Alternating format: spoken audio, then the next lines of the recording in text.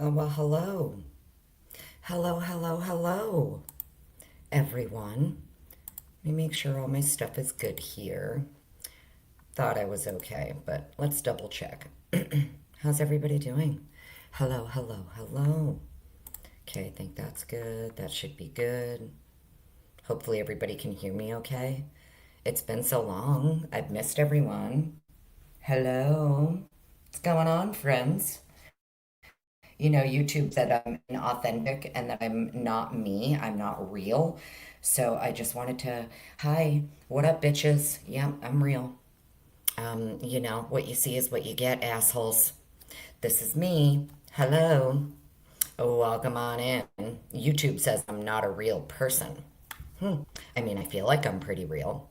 I feel like I'm pretty real. I mean, I feel real, right? Is this AI? Or is this AI? Are you being tricked? Is this all a trick? And it's just the AI? What up, everybody? Miss Kelena, Gina, Kane, I'm checking chat. Welcome in, everybody. Genuinely confused. Hello, Crystal Lloyd, Sharon Asp. Holy shit, everybody. How you been, Jesse? Hello, Frosty Phantom. Good to see you. Haven't seen you in a while. Lori Woody, hello. Hope everybody's having a wonderful, wonderful weekend. I know I've been MIA, but I've been working on the studio and stuff here at the new place too. So, pretty soon, friends, pretty soon, we're going to be doing Snark Take podcast a couple times a week. So, that's what we're doing. There's going to be a whole new podcast here. We're not fucking around with YouTube anymore. It's actually a waste of time. I feel bad. You know, all you other creators, hey, to each your own. You know what I mean? For me, YouTube is it's a joke. It's an actual joke. I know that I'm a real person. I know that I've been covering this case since day one. Even though I started going live about this case a couple years ago, I've been on this case since day one. Lana knows that. Diego knows that. Lots of people know that. I've been on their channels. I mod for them. So, whatever. They say that I'm not real. But we have a whole bunch of new docs, okay? We have a whole bunch of new docs to get to, friends. I originally was going to do the jury questionnaire, right? The defendants proposed jury questionnaire form. And then I saw that there was so much other stuff. So, like, it is what it is. We're just going to go through things. But there's a lot to get to. There's a lot to get to. When I was checking the website this morning, I saw that they have a whole bunch of new stuff. And sorry, I'm getting to it. Hold, please. I need my glasses.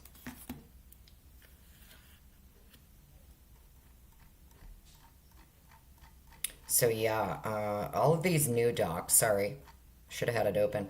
It starts on like March 24th, 2025, and it goes all the way down to like we have a new one for March 19th, Exhibit S1 to the state's response to the defendant's seventh motion to compel. And then there's a whole bunch for March 17th. Um, there's also a new one for March 6th, which is Exhibit A to the defendant's seventh motion to compel. There's a bunch for March 3rd, February 24th. There's some for there. So, yeah, I mean, it goes all the way back to February 24th for some items that we got here, finally. I don't know if you guys saw my post. I had emailed the Ada County clerk myself a few days ago to find out, like, can we get a, ETA on these docs or like what's the deal? I basically was like, it's been 6 months since Hitler ordered these things to be unsealed and released to the docket, and I'm not sure like where they are. So they weren't kidding. I guess. When the clerk got back to me and said they should be uploaded very soon to the docket, they weren't kidding because they were up within like 24 hours of them emailing me back. So, I mean, hey, you know. Um, Annette, hello. Welcome on in. So, yeah, I mean, I don't even know where to start because there's so much. I feel like we should go in order and start from earliest to latest, you know? But I don't know, guys. What do you think? I initially was going to go over the jury questionnaire, and then I saw all this other stuff, and I was like, wait. So, yeah. Kane B, good to see you, sir. Yeah, sorry I've been gone, guys. Sorry I've been gone. I have a whole new job that I've been working, which I love, by the way. It's a lot of fun, and I actually enjoy it.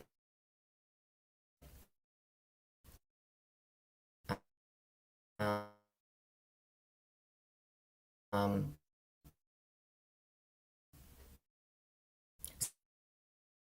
so between the new job that we have in school instructors and things like that, it's just really busy. Plus, getting set up and doing really busy. And no offense to anyone. Okay, I just want to put this out there. I mean, no offense to anyone. This is just for me, for my own personal, you know, um, I just have to get this off my chest. All your bippity boppity boo shit, it don't work here. I just I want to put that out there for the person who needs to hear it. Okay, all that bippity boppity boo shit, it don't work here. Okay, it doesn't. Um, it just doesn't work. I know that there are going to be some of you that have no idea what I'm talking about, but the person who I'm talking to knows exactly what the fuck I'm talking about, and their stupid bippity boppity boo shit don't work here. Okay? Your rituals won't work here, your stupid little curses, your hexes, all of that shit that you like to throw out, it don't work here. It don't work here. The reason that it doesn't work here is because it may look like I'm alone. It may look like I'm alone. I'm never alone. Ever. Don't ever get it twisted. Okay? All of the beings that you can't see behind me, okay? These are the motherfuckers that protect me. All right? And they let me know immediately when you try your bippity boppity boo shit. And it don't work here. So I just wanted to put that out there. Okay? So you could stop now. You could stop now. And I don't even need to return to sender. I just want you to understand that. I don't even need to return it to you. It's just an instant motherfucking backfire every time you try it. So take your bippity boppity boo shit and bippity boppity boo the fuck on away from me. Okay? Appreciate it. All right.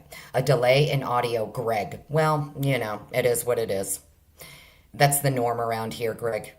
If you're new here, welcome on in. Welcome to the delay in audio. Okay? I have my spook assigned to me.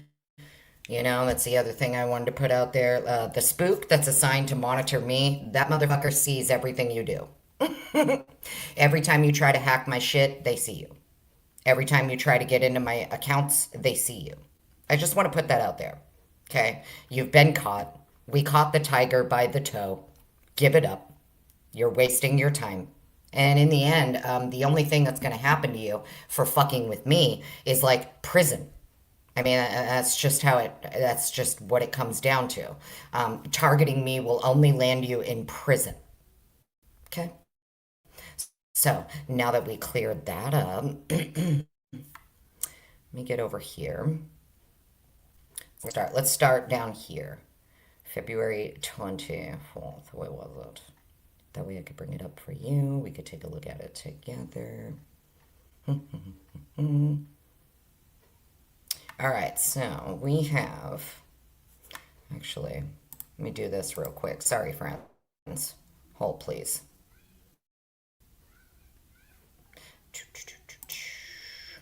Let's fix that.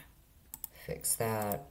A couple things I need to close out here because we're just going to go through it one by one. And actually, it'll probably help with delay too if I close out a bunch of these tabs that I have open. So sorry, friends. So good to see everyone. Appreciate everybody being here. Thanks for hanging out with me today. Happy Sunday. You know, All that good jazz. Do. We're getting there, friends. Hopefully no one's in a rush, okay? It's been a while since I've been live.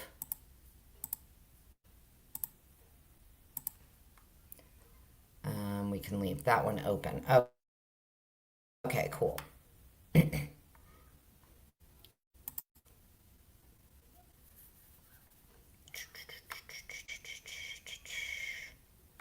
Leslie and Billy, where are you at? Good to see you. Welcome on in. I don't see Leslie and Billy. Oh, there you are. So good to see you. Yeah, of course. I might be a little bit, everything might be a little bit slow today, friend. Sorry. It's okay.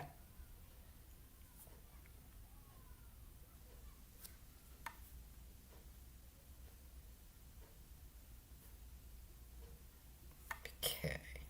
All right. Let's look at this one first.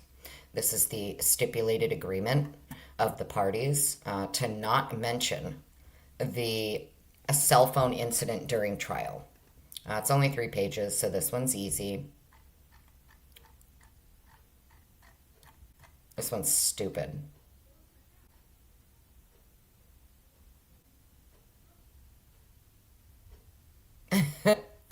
Yeah, this one's stupid.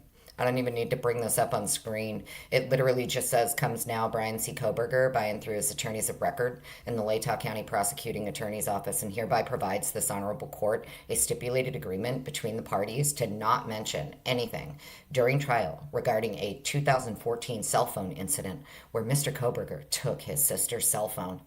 Fucking Kohberger. Stealing phones, bro. Back in 2014, what are you thinking, homie? All right, this one I think we can share. This is this one's 12 pages. Let me bring this up for you. Diane Draper. Twiz is watching, Kane. Oh, good. Welcome on in, Twiz. Good to see you. Good to see you, Diane. I hope you're doing well. Let's bring this up for you guys.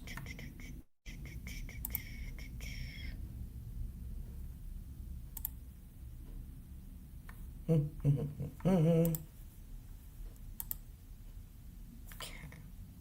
Make sure that's shared for you. Let me go back over here, check this.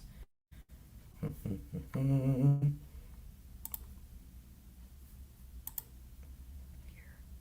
We can do that, right? Yeah. All right, cool. I think we're good. Actually, I want to do that. There we go. Hopefully everybody can see that okay. All right, we got 12 pages here. Let me see here. This is the motion in limine number 5 regarding inconclusive data. I think a lot of this stuff we've already seen before. Some of it was redacted, though, I think, when it was first released, so I'm not sure. We're just going to go through it all together, yeah? And get through as much as we can. Okay, so let's see. Comes now, Brian C. Actually, do you need me to make this bigger for you guys? I can make it a little bigger. Let's do that. How's that? I just want to make sure everybody can see it okay. Can you see me okay? Can you hear me okay? Everything all right? Am I clippy? Am I choppy? Kane, I feel like you would tell me. Okay? I feel like you would tell me. Oh, don't forget, everyone, say hello. Say hello to the spooks in chat. Well, mine especially.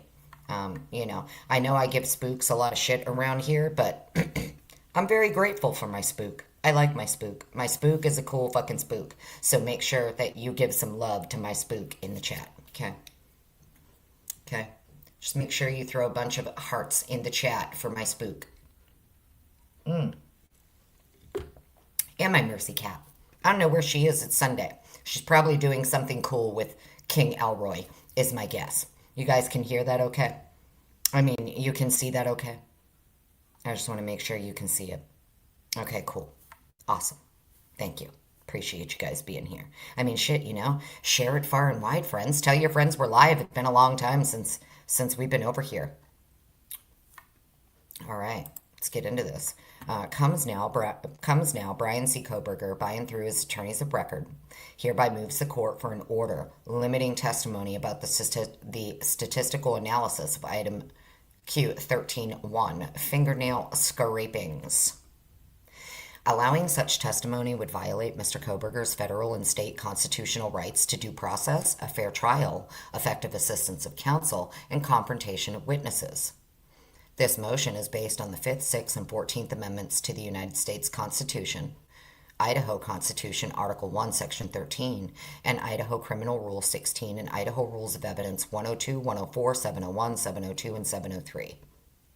The requested limits are made to, quote, secure fairness in administration to the end the truth may be ascertained and proceedings justly determined. See IRE 102. Further, the above requested matters are ripe for consideration by the court pursuant to IRE 104 based on the existence of issues that involve preliminary questions of admissibility. Statement of facts. In grand jury testimony, Jade Miller testified as to the results of testing done on item Q13.1, a swab of the left fingernail clippings from Madison Mogen. The data consists of a three-person mixture. The statistic, the likelihood ratio, was calculated assuming that Madison Mogen was a contributor to her own fingernails. Miller testified that Madison Mogen as followed. The DNA profile is at least 77,900,000 times more likely, to be seen if it resulted from a mixture of DNA from Madison Mogen, Kaylee Gonsalves, and an unrelated randomly selected individual than if it resulted from DNA from Madison Mogen and two unrelated randomly selected individuals. And that's from grand jury transcript at 366. The data from that sample was, quote, inconclusive as to Mr. Kohberger. Grand jury transcript at 365, 366. Miller testified that inconclusive means that an analyst is, quote, unable to say one way or another whether or not Brian Kohberger is included in the mixture, end quote. Miller went on to explain that the likelihood ratio for Mr. Kohberger was 0.0469. And that any number less than 0.01 supported exclusion.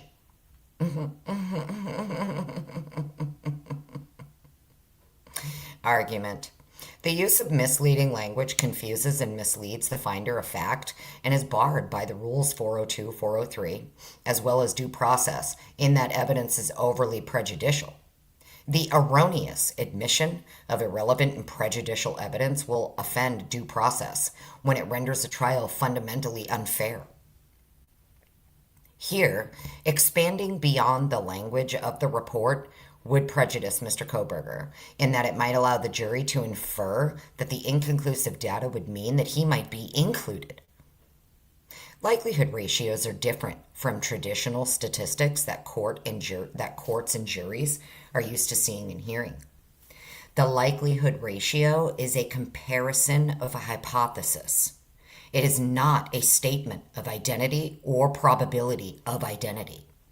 It simply asks the question, given the data, which hypothesis tested is more likely? For item Q13.1, both hypotheses tested for each individual assumed that Madison Mogen's DNA was present. So when the lab generated an LR laid out above, the hypothesis tested were Madison Mogen, Kaylee Gonsalves, and one unknown unrelated person versus Madison Mogen and two unrelated persons. Sidebar, I think it's very, very interesting that it's only her left fingernail clipping being swabbed. And, the reason that I find it very interesting when it comes to the left hand, right? When it comes to the left hand, because we know that more than one expert, and I don't mean just an expert in the case, I mean like crime scene reconstruction experts, their opinion is you have a left-handed perp. And I just find it to be very interesting that it's only her left fingernail clippings that they're testing. I think they did the same thing for Ethan, if I remember correctly. It's his left hand. Either way, I just wanted to sidebar that and get that out of my brain, right? Because, Scott Roeder, even with his very limited view of a very limited amount of photos that were released a long time ago, from what he could ascertain from those photos and the blood spatter and the blood stain, patterns that he could see, in his opinion, you had a left-handed perp when it came to the two girls upstairs, from what he could, in his own opinion, determine, which I thought was super interesting, that, like I said, we've had a couple of people here. I think Turvey even agreed, right? It's probable that you have a left-handed perp. So I don't know. I just wanted to get that off my brain. I think it's very interesting. It's only the left fingernail clippings that are being swabbed here. Furthermore, they go on to assume that her own DNA is present. If you're going to go to the trouble of creating the likelihood ratio to begin with, you should probably just ensure that the likelihood ratios you're creating are accurate. It's very easy to determine whether or not she's a contributor to her own DNA under her fingernails. You shouldn't just assume that. But anyways, let's carry on. This comparison was done for all of the individuals listed in report number 7 and for Mr. Kohberger in report 26. At the ISP lab, any number greater than 100 is considered a conclusive result, indicating inclusion. Any number less than 0.01 is considered a conclusive result, indicating exclusion. Thus, if a likelihood ratio falls within the range of 0.01 to 100, the lab cannot draw any conclusions and the data is reported as inconclusive. In her testimony, Miller did not provide a full context to the analysis. The lab reported a series of likelihood ratios for item 13.1, including a likelihood ratio of 0.399 for Jack DeCore, 0.485 for Cole Berenberg, 0.20 for Xana Kernodle, 0.0233 for Bethany Funk. Interesting.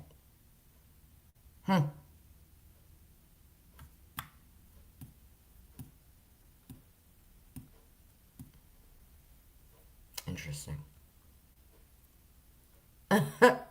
So Cole Berenberg has a higher likelihood ratio than Kohberger. Let's go look at that real quick again.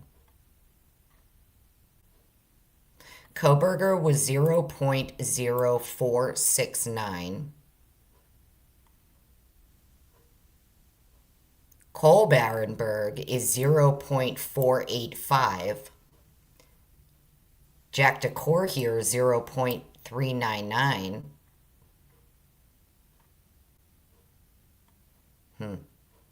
Mr. Kohberger's likelihood ratio is actually less than that of Jack DeCore and Cole Berenberg. Just wanted to point that out. He's 0.0469. They are 0.3 and 0.4. All of these individuals sit in the same shoes as Mr. Kohberger, namely that the likelihood ratio is exclusionary, but falls in the range of inconclusive. Of interest is that when a likelihood ratio was calculated for Ethan Chapin, the lab reported 3.33. Thus, Mr. Kohberger's inconclusive likelihood ratio is similar to almost every other person for whom a likelihood ratio was generated, and focusing on his inconclusive likelihood ratio would mislead the jury, in that it implies that the likelihood ratio means that Mr. Kohberger's DNA might be present in the sample. Well, we know it wasn't. We know he was fully excluded from this sample. what is even more interesting to me is that their own expert, Christian, what is the guy's name? Christian Westring. That is the state's expert. Christian Westring, if I remember correctly, made it abundantly clear that when you are creating likelihood ratios, the higher the likelihood ratio, the stronger the evidence. The higher the likelihood ratio, the stronger the evidence. So Jade Miller here, when she's calculating all of these likelihood ratios, and she finds, well, fuck, it looks like our male victim here has the highest likelihood ratio for the DNA underneath Madison Mogen's fingernail clippings. They didn't follow the protocol of the higher the likelihood ratio, the stronger the evidence. Interesting, too, that he's 3.33. It's just me numbers, yeah. 3.33. So Ethan Chapin has the highest likelihood ratio of the male DNA contributor under Madison Mogen's left fingernail clippings, which when you look at the clippings, clearly it's blood. And the male victim in the house is the one who has the highest likelihood ratio for that. Not any of the other males that you created a likelihood ratio for. The higher the likelihood ratio, the stronger the evidence. And they ignored the strong evidence. And I'm sorry if that offends someone. I'm not here to point fingers or put blame or anything like that at any of these victims. I'm not victim shaming. I'm literally just looking at their own reports, the forensic data, what we now know this much later compared to what we knew in the beginning. It is very interesting to me that the male victim, for whatever reason, who appears to have the highest likelihood ratio of the male DNA contributor under a female victim's fingernails, it's entirely ignored. You have Officer Nunes, who his own assessment, first assessment on scene, is that it looks like this kid killed everybody and then killed himself. Nunes believed it was murder-suicide. Okay? So I'm just kind of, I'm just giving you guys my brainworms, man. It's very, very interesting that the highest likelihood ratio that was produced out of everyone that a likelihood ratio was produced for in this case, it comes back to Ethan. And they ignored it. Even though their own expert, Christian Westring, is very clear that the higher, when you are creating likelihood ratios, the higher the likelihood ratio, the stronger the evidence. And it would appear Miss Miller here ignored that.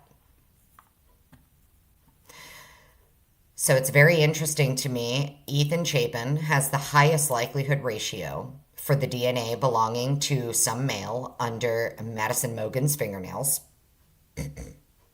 We know Mr. Kohberger was entirely excluded from that sample. The court should exclude testimony such as, that's a range that we determine that there's not enough information to say or conclude one way or another about someone to be a contributor, and that's in the grand jury transcript at 367. More importantly, Mr. Kohberger has disclosed that through further independent laboratory testing, he is eliminated as a contributor to item 13.1.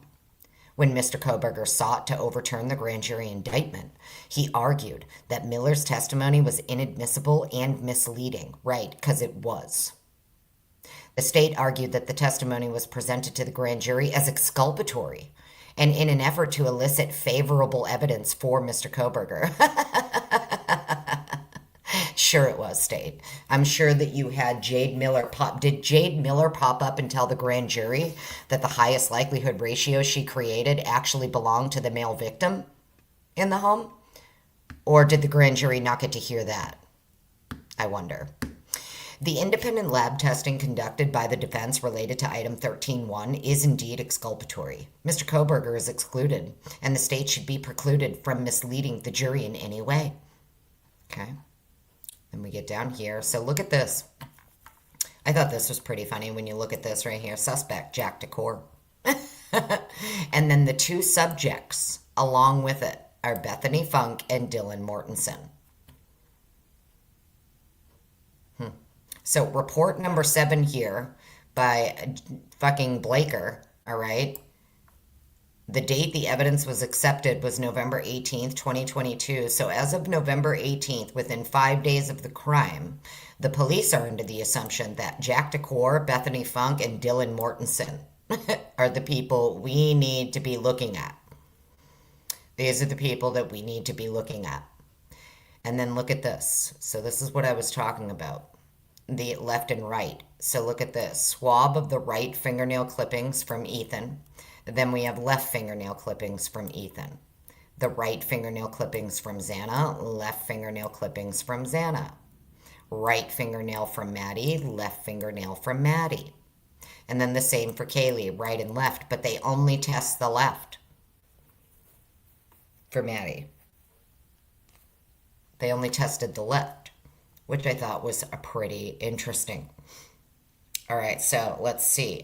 They used PCR to generate STR profiles from items 6171, 13.1, 15.1, 16.1, and a portion of items 3, 9.1, 10.1, and 12.1.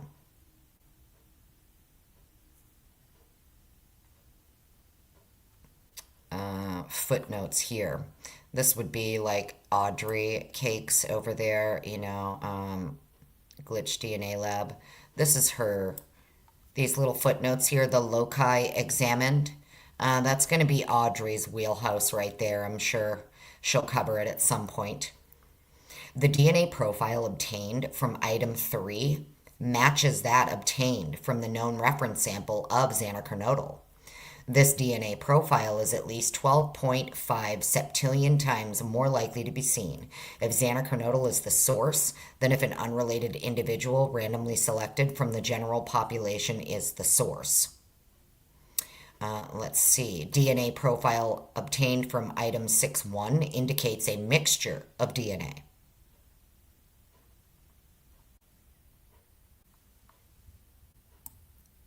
Right fingernail clippings from Ethan. So the right fingernail clippings of Ethan contain a mixture. Xana is a potential contributor. They assumed a 2-person mixture and that Ethan Chapin is a contributor. This DNA profile is at least 19.4 septillion times more likely to be seen if it was the result of a mixture of DNA from Ethan and Xana than if it resulted from Ethan and an unrelated individual. Interesting. 11.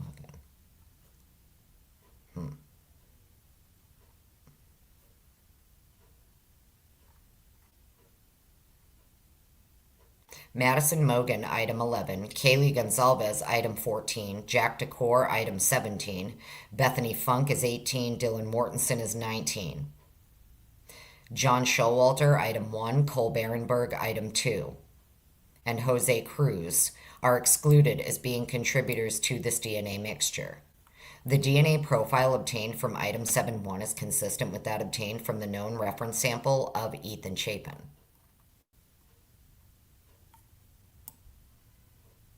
Left fingernail clipping of Ethan. 7.1. The DNA profile obtained from item 9.1 indicates a mixture of DNA with a major profile, which is consistent of having come from xanacronodal. 9.1. Swab of the right fingernail clippings of Xana. Interesting. Which is consistent having come from Xana. Ethan Chapin is a potential contributor to the minor component of this mixture.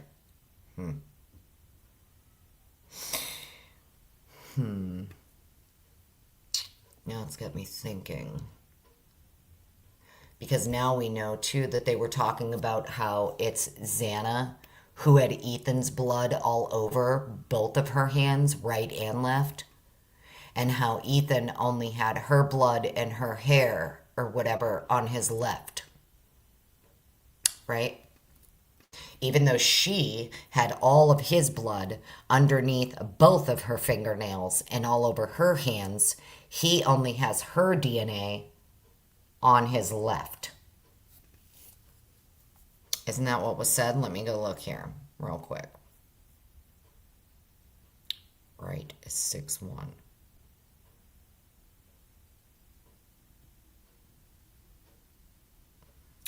DNA profile obtained from 6-1 indicates a mixture. So he had her blood all over his right hand, too. So Ethan and Xana both have each other's blood all over both of their hands. Yet, according to Dr. Turvey in the photos that he saw from the crime scene, what's listed as debris in Ethan's hand is actually a clump of someone's hair. Like if it was ripped out at the root and covered in blood.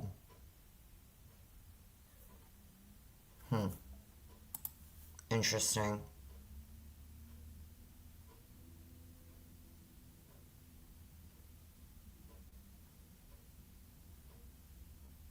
DNA profile obtained from item 9-1 indicates a mixture of DNA with a major profile, which is consistent of having come from Xana. Ethan is a potential contributor to the minor component of the mixture. Assuming a two-person mixture, and that Xana Kernodle is a contributor, this DNA profile is at least 6,150 times more likely to be seen if it were the result of a mixture of DNA from Xana and Ethan than if it resulted from Xana and an unrelated individual. So we only have for this one here, for item 9-1, indicates a mixture of Ethan and Xana both, but it says it's only 6,150 times more likely, whereas the rest of them we're getting like septillion. Jack DeCore, John Showalter, Cole Berenberg, and Jose Cruz are excluded as being contributors to this DNA mixture. Well, of course they're excluded because you assumed a two-person mixture anyway. That's why they're all excluded, because you just went and assumed that these are two-person mixtures anyway of the victims. The DNA profile obtained from item 10-1 indicates a mixture of DNA with a major profile, which is consistent with having come from Xana. Ethan is a potential contributor to the minor component. Assuming a two-person mixture and that Xana is a contributor, the DNA profile is at least 8,340,000 times more likely to be seen if it were the result of a mixture of DNA from Xana and Ethan than if it resulted from Xana and an unrelated individual. Jack DeCore, John Showalter, Cole Berenberg, and Jose Cruz are excluded as being contributors. Again, yeah, because you just assumed, it says it right here, assuming a two-person mixture. The DNA profile obtained from 12-1 is consistent with that obtained of the known reference sample of Madison Mogen. The DNA profile obtained from 13-1 indicates a mixture of DNA with a major profile, which is consistent with having come from Madison Mogen. Kaylee is a potential contributor to this mixture. Assuming a three-person mixture and that Madison Mogen is a contributor, this DNA profile is at least 77,900,000 times more likely to be seen as the result of a mixture of DNA from Maddie Kaylee and an unrelated randomly selected individual than if it resulted from Madison and two unrelated individuals, randomly selected. Based on the likelihood ratio, result: Jack DeCore is a potential contributor, 0.399. It is inconclusive whether Jack is a potential contributor. So they're saying it's all inconclusive. Look at this. All of these likelihood ratios. But we were just told by Jade Miller that if it's 0.01 to 100, it actually falls in the inclusive range, according to the ISP protocol. 0.01 to 100 falls in the inclusive range according to ISP standard and protocol. Yet, look at this. We have Jack Decor at 0.399. Okay. Cole here, 0.485. Ethan is 3.33. Look at all these likelihood ratios.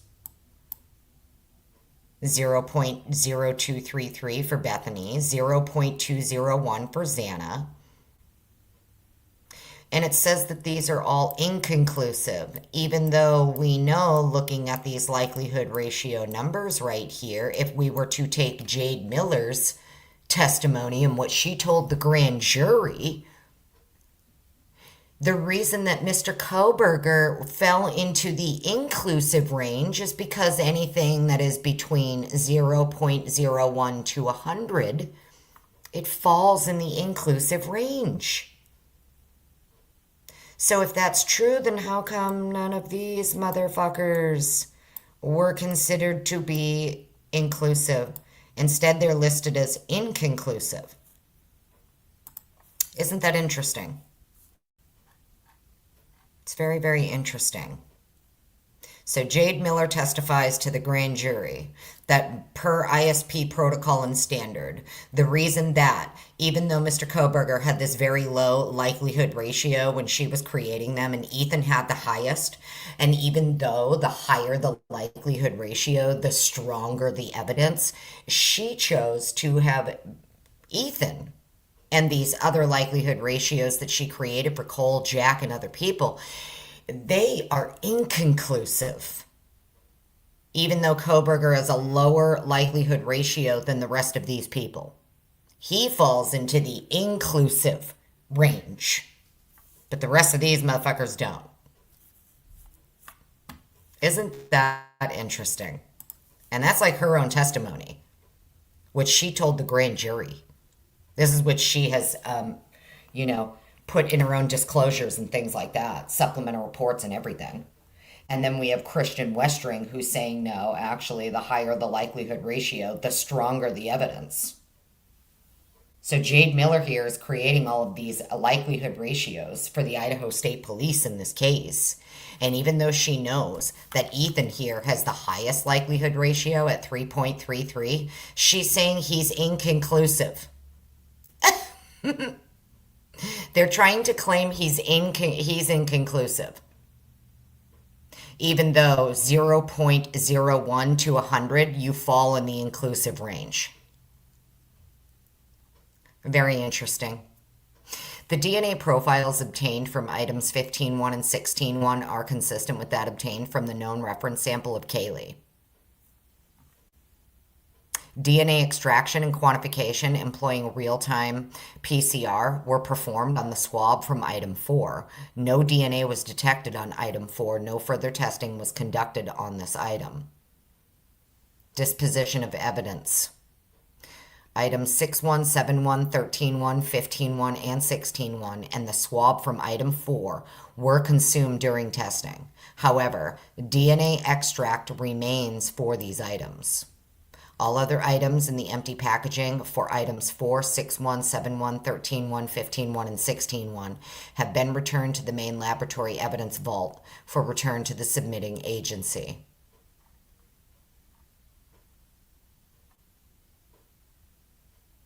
And then we have when the new evidence comes back with Brian Kohberger listed as the suspect.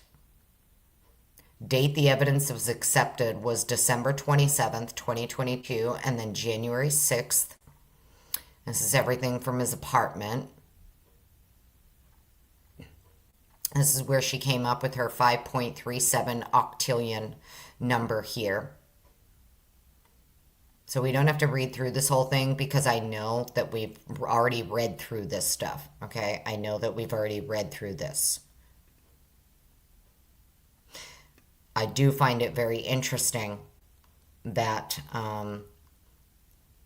Brian Kohberger we find is excluded. So let's go through it here, right? The DNA profile previously obtained from item 1.1 matches that obtained from the known reference sample of Brian Kohberger. This DNA profile is at least 5.37 octillion times more likely to be seen if Brian Kohberger is the source than if an unrelated individual randomly selected from the general population is the source. The DNA profile previously obtained from item 1.4 indicates a mixture of DNA with a major profile. Assuming a two-person mixture, Brian Kohberger is excluded as being a contributor to this DNA mixture. A sidebar, item Q14 is the fucking stains from the back of the sheath. Swabs of stains from the back of the sheath.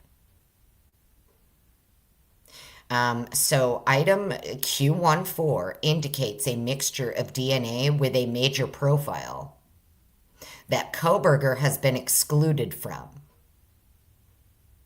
So there's a male profile on the back of the sheath. It's a mixture, and it doesn't belong to Kohberger. Do you think that they ever bothered to try and identify that person? Anyone?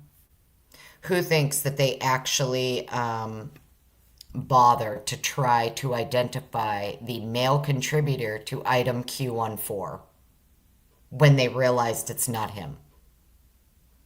So all this time that they're saying single source DNA recovered from the sheath. In fact, it was not single source. There's another man's DNA on that sheath that doesn't match Kohberger, and it didn't come from the button, the strap, the snap, none of it. It's on the back of the sheath. It's a mixture on the back. And it's in their own shit here. This is Jade Miller's own report. Item Q14 indicates a mixture of DNA with a major profile. Assuming a two-person mixture, Brian Kohberger is excluded. So they knew as early as January 6th here. They knew as early as January 6th that there is other men's DNA on that sheath mixed with victims' DNA, and it doesn't belong to him. They've known this since then and didn't bother to identify that male. The DNA previously obtained from item 6.1 indicates a mixture of DNA.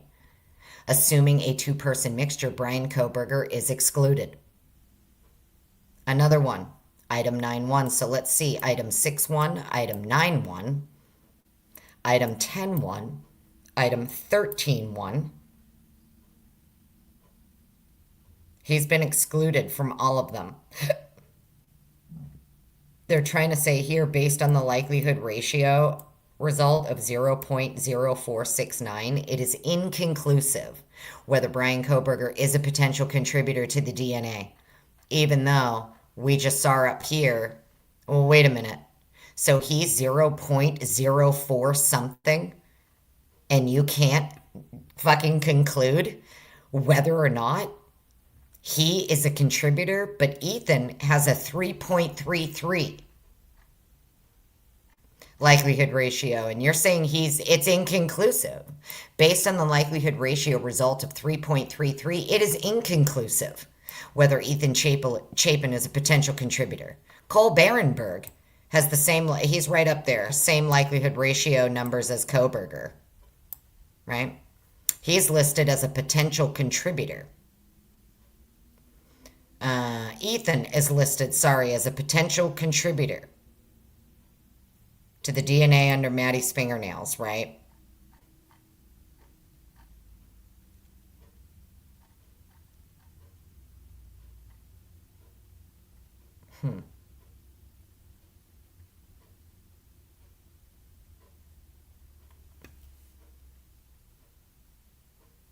DNA profile previously obtained from 13.1 indicates a mixture assumed to be from 3 individuals with a major profile. Based on the likelihood ratio result 0.469, it is inconclusive whether Brian Kohberger is a potential contributor to this DNA mixture. The DNA profile previously obtained from item 23 indicates a mixture of DNA with a major profile. Assuming a two-person mixture, Brian Kohberger is excluded.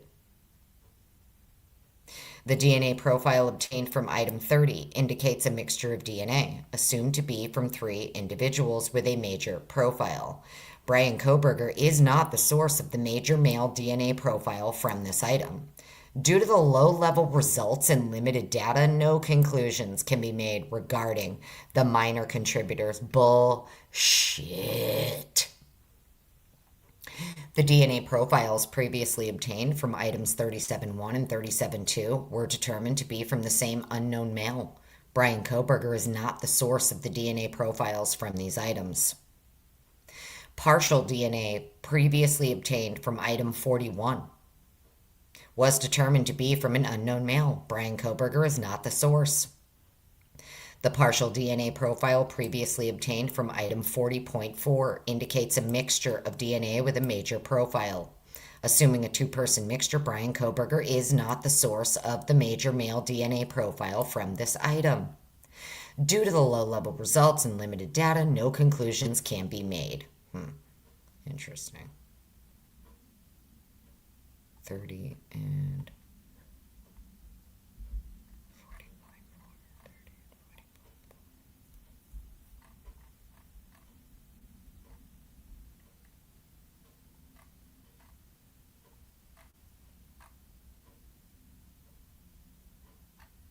40.4. Okay.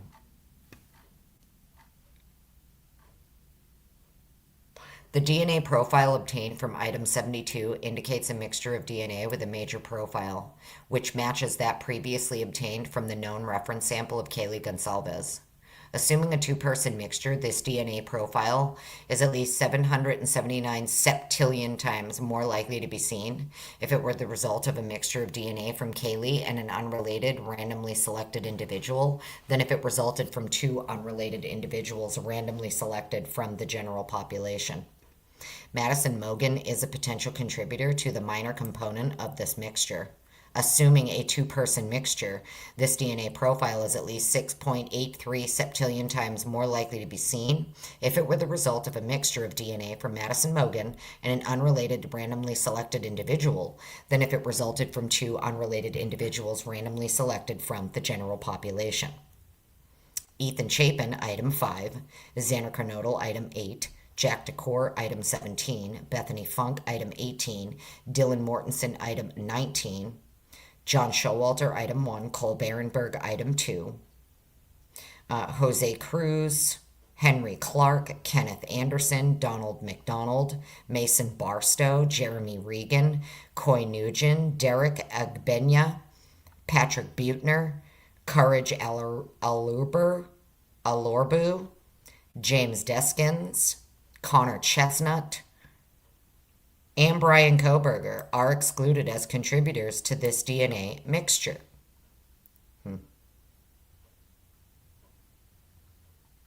The DNA profile obtained from item 73 indicates a mixture of DNA with a major profile which matches that previously obtained from the known reference sample of Kaylee Gonsalves. Assuming a two-person mixture, this DNA profile is at least 525 septillion times more likely to be seen if it were the result of a mixture of DNA from Kaylee and an unrelated randomly selected individual than if it resulted from 2 unrelated individuals randomly selected from the general population. Madison Mogen is a potential contributor to the minor component of this mixture. Assuming a two-person mixture, this DNA profile is a 44.6 quadrillion times more likely to be seen if it were the result of a mixture of DNA from Maddie and an unrelated randomly selected individual than if it resulted from 2 unrelated individuals randomly selected. Ethan Chapin, Xander Carnodal, Jack Decor, Bethany Funk, Dylan Mortensen, John Showalter, Cole Berenberg, Jose Cruz, Henry Clark, all of these people and Brian Kohberger are excluded as contributors to this DNA mixture. The DNA profiles obtained from items 74, 75, and 78 match that previously obtained from the known reference sample of Xander Carnodal. This DNA profile is at least 9.25 septillion times more likely to be seen if Xander Carnodal is the source than if an unrelated individual randomly selected from the general population is the source. The DNA profiles obtained from items 76 and 77 match that previously obtained from the known reference sample of Kaylee. This DNA profile is at least 1.01 octillion times more likely to be seen if Kaylee is the source than if an unrelated individual randomly selected from the general population is the source. The DNA profiles obtained from items 101.1, 103.1, 103.2, and 103.3 are consistent with that obtained from the known reference sample of Brian Kohberger. Item 108 was previously returned to the submitting agency. All remaining items have returned to the main laboratory evidence vault for return to the submitting agency. Item 108 was previously returned. What was 108? Reference and oral swabs for Kohberger. Interesting. Okay, that's the end of that one. Stop sharing that. Isn't it very, very interesting? Isn't it so freaking interesting that, like I said, I don't know, guys. All I know is that it's very interesting to me that you have Jade Miller here creating all of these likelihood ratios. She's very well aware that ISP has a different protocol in their lab than a lot of other labs across the country. So for them, if you are 0.01 through 100, you would fall in the inclusive range, even though if you have a, say, 0.042 likelihood ratio, right? But another likelihood ratio, say for Ethan, is 3.33. The higher the likelihood ratio, the stronger the evidence. So, that's where you're supposed to go with your evidence. That's where it's pointing you towards. Okay? Sorry. It's just, it is what it is. Once you're in the lab and you're generating all of these likelihood ratios based off of all of these profiles that you've been given and DNA samples and blah, blah, blah, and all of this stuff. Fact of the matter is that at the time, your highest likelihood ratio was your strongest piece of evidence and it was not pursued. Okay? And I'm not trying to throw shade on Ethan here. I'm not trying to throw shade at any of the victims. I'm just pointing out a simple fact that even the state's own expert, Christian Westring, puts in his own disclosure. His own disclosure states very clearly that when a lab is creating likelihood ratios, the higher the likelihood ratio, the stronger the evidence. You do not pursue the least likelihood ratio as your strongest piece of evidence. That's just not what you do. Why they did that here, I have no idea. But let's continue. So now we can scroll on up.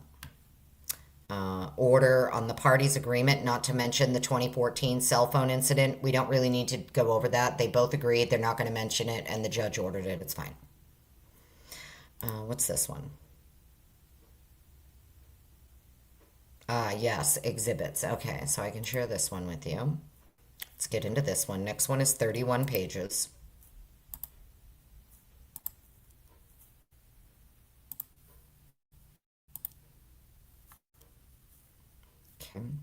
These are the exhibits to the defendant's second supplemental response to request for discovery regarding expert witnesses for David Howell and Gary Schutler. Here. Make that a little bigger for you guys. Make sure you can see that okay. Okay, cool. All right. Welcome on in, everybody. Hey, if you're just joining, if you're just joining the live, thumbs it up, thumbs it down, follow your heart, not your frown. You know what to do here, okay?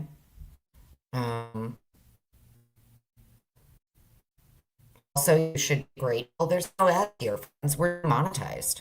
And going forward, disclaimer, by the way, friends, listen, mods, as much as I love you guys, don't take it personal. I'm not going to have any mods after after today. I'm going to go ahead and just kind of delete everybody as a mod. I'm going to be the only mod here because I don't plan to be doing many lives. Like I said, we're going to be doing a lot of podcasts going forward that are going to be recorded and then uploaded. So I'm not going to need mods. As you know, I love you guys. I appreciate you modding for me this entire time. I truly do. You have no idea how much I love my mods, and I appreciate you guys. But after today, I won't have any mods. There's no ads here. Okay, everybody is going to be equal here. You're all going to be gray, and it is what it is. Okay, you're all equal up in this bitch. Don't nobody have rank. The only one who's going to have rank up around here is me. That's it. Okay. But mods, you know I love you. And thank you so much for, always being awesome when I was live before. And I appreciate you guys, allowing people to just say what they want to say and ignoring the trolls and all of that. But yeah, we're not monetized here, friends. So, you want to hit the Cash App, you want to hit the Venmo, you want to drop a little Starbeast tip, go for it.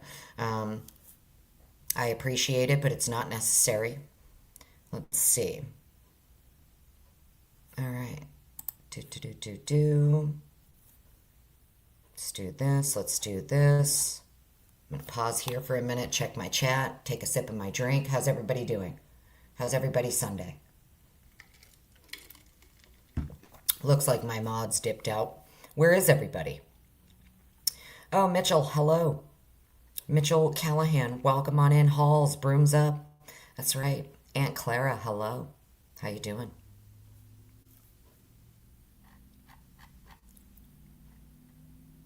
What did that say?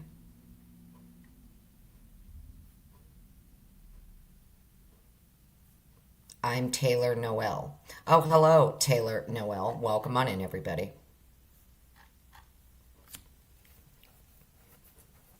It says there's almost 50 people here. Thumbs it up, thumbs it down, say hello in chat.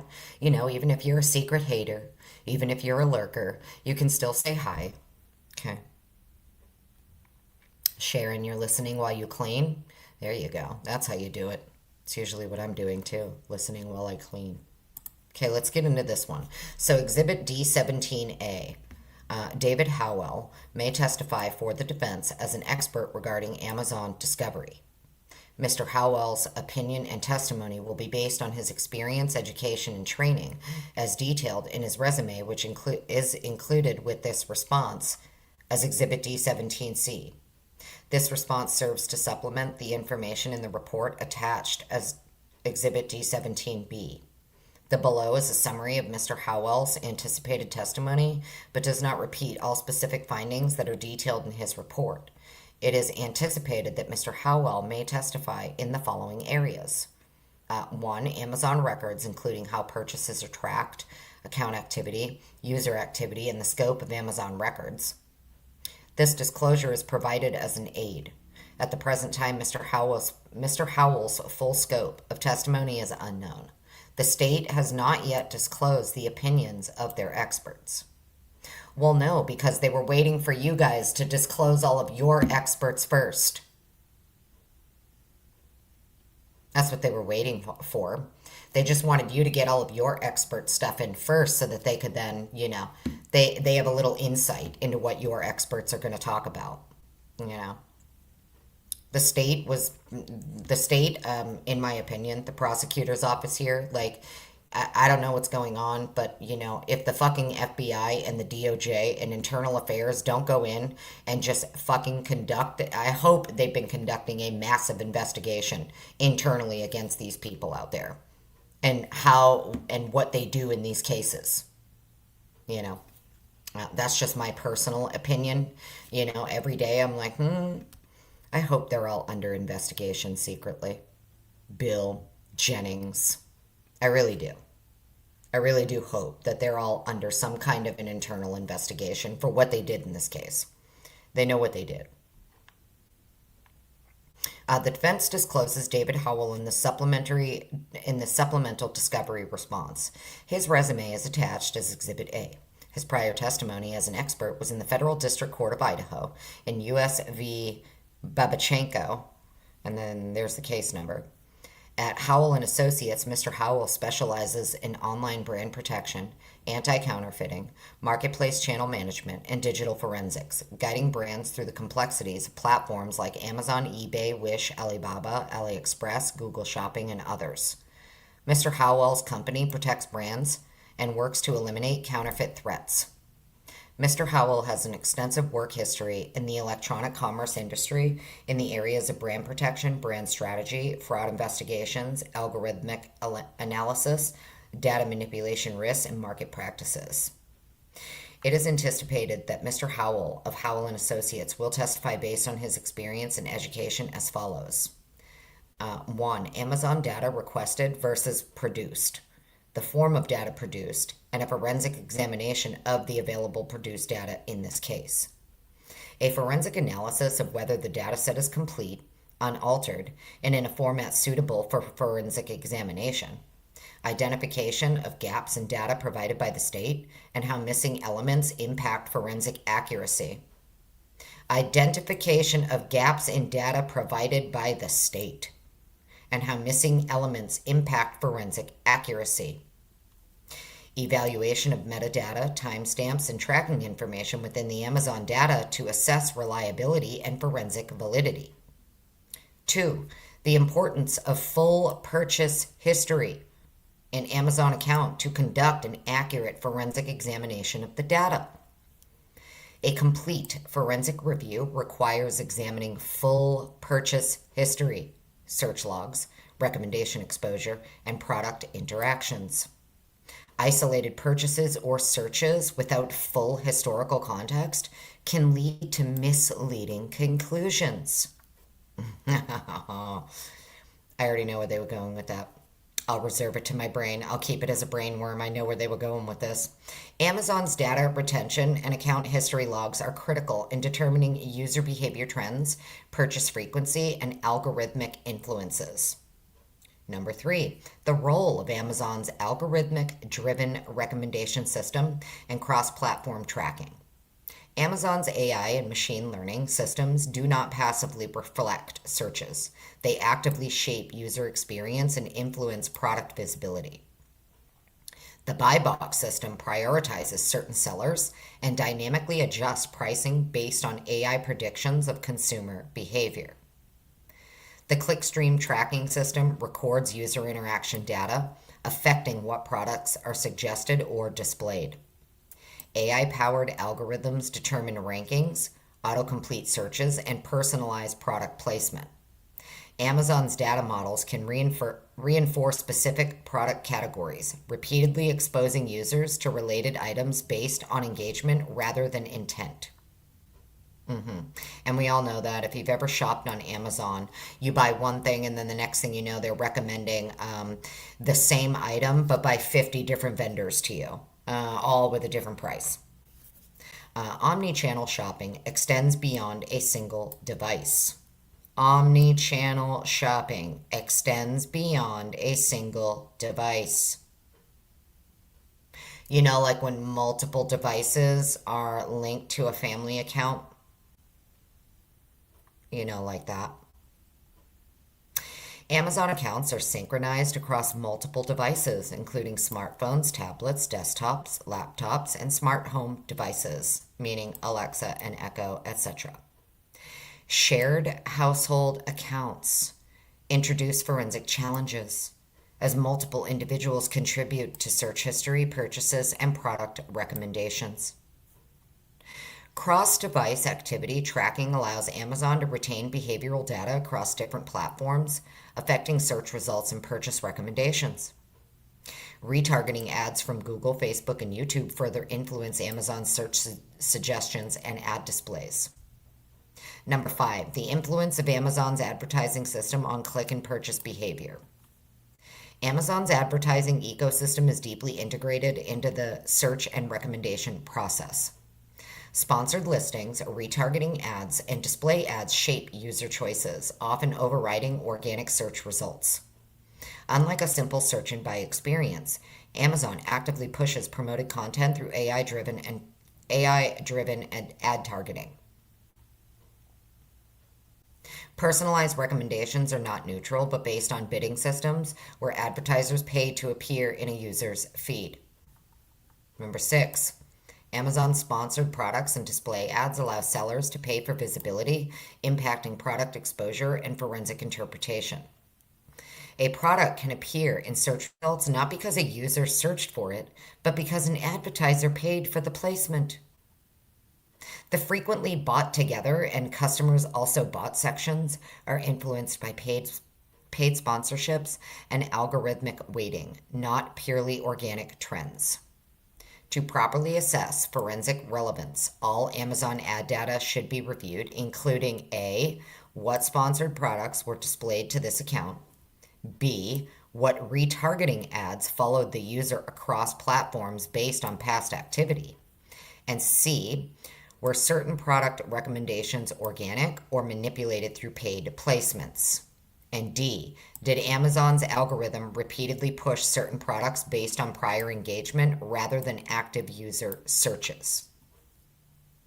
Number 7, cart and wish list data are an important part of forensic examination as it relates to Amazon. The addition, removal, or modification of items in a cart or wish list provides insight into purchasing intent. Indecision and comparative shopping behaviors are common, and forensic analysis must account for all list interactions. Amazon's AI tracks wish list and cart activity to refine recommendations and alter subsequent search results. Number 8, in his expert opinion, when evaluating the purchase or search of a product on Amazon as evidence, it is essential to ensure that it is presented in its full context rather than in isolation. Forensic best practices. Oh, we all know that word. Thank you, Cy-Ray. You badass motherfucker, you. Forensic best practices require examining broader user engagement trends rather than isolated transactions. A search or purchase cannot be evaluated without consideration of Amazon's AI-driven content curation and advertising models. Clickstream analysis, browsing history, and algorithmic reinforcement must be considered before attributing a specific intent to an individual search or purchase. Number 9, many Amazon accounts, including the one in this case, are shared among family members, making it difficult to attribute a single purchase to one specific individual. Amazon does not differentiate between users within a shared account. Without analyzing full account activity logs, it is not possible to determine who conducted a specific search or made a purchase. Device usage history, login timestamps, and behavioral tracking data are critical to accurate forensic conclusions. Obtaining and reviewing Amazon data prior to March 2022 is critical to the ability to draw conclusions or put context into any purchasing.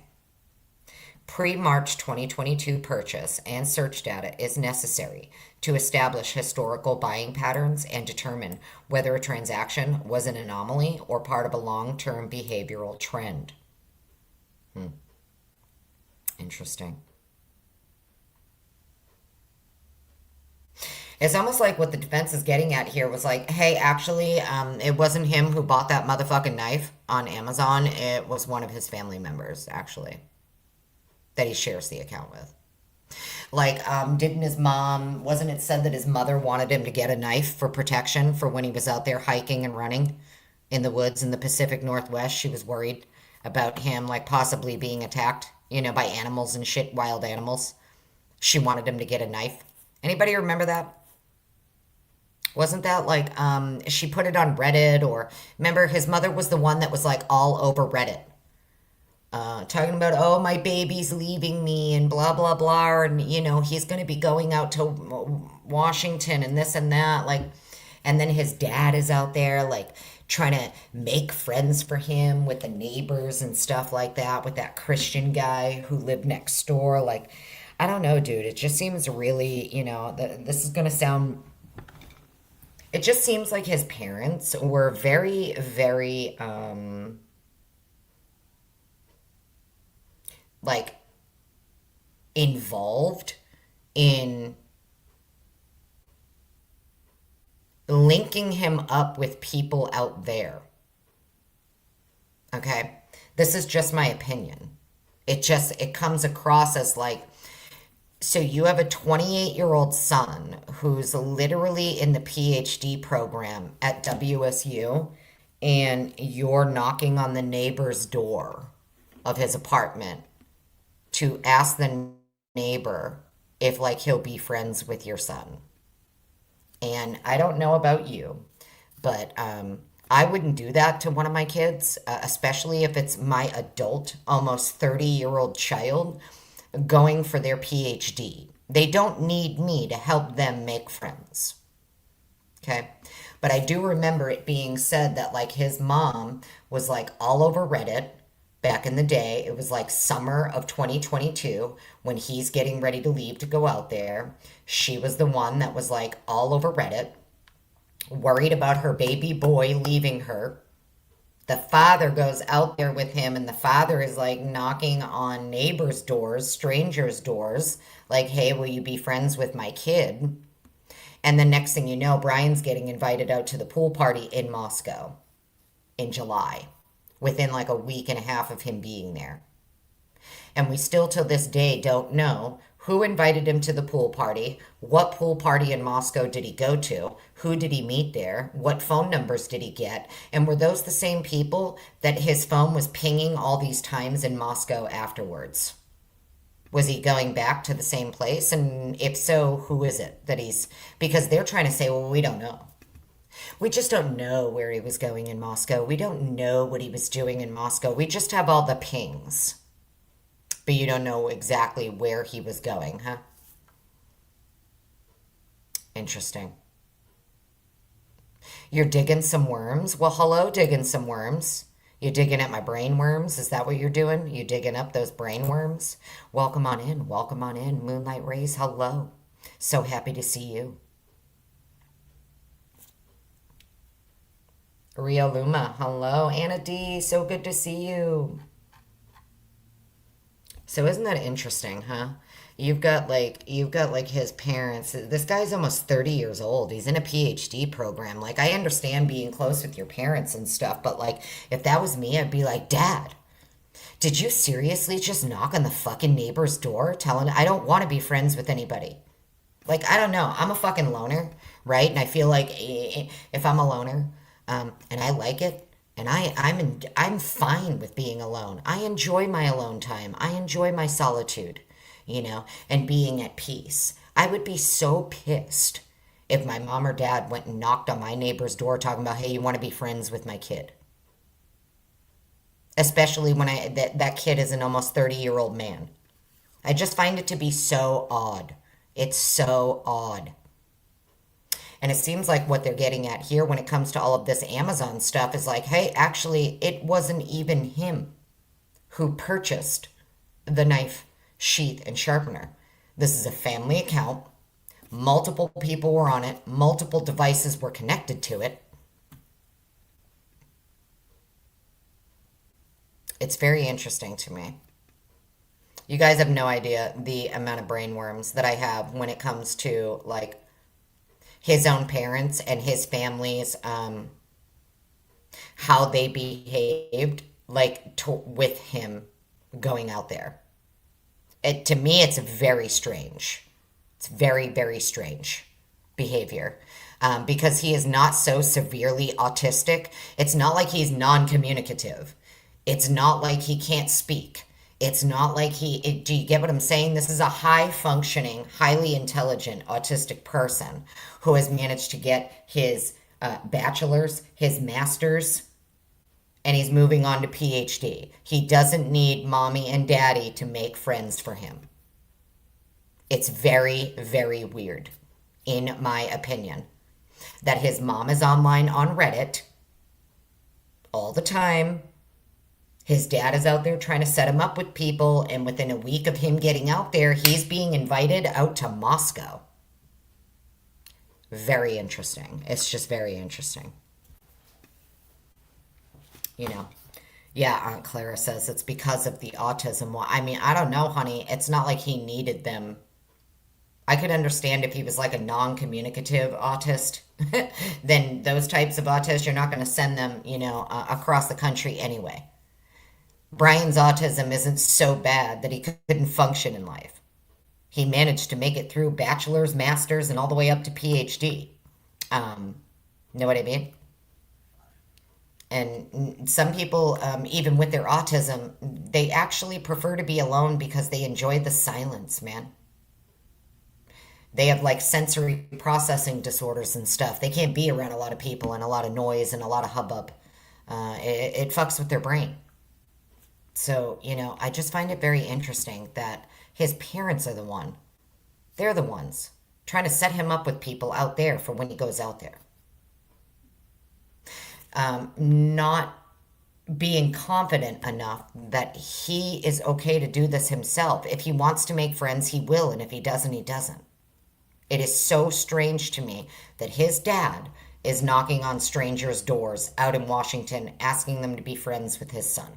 It's so fucking strange. In my opinion. Bluebird, hello, welcome on in. But that's just my opinion. So pre-March 2022 purchase and search data is necessary, right?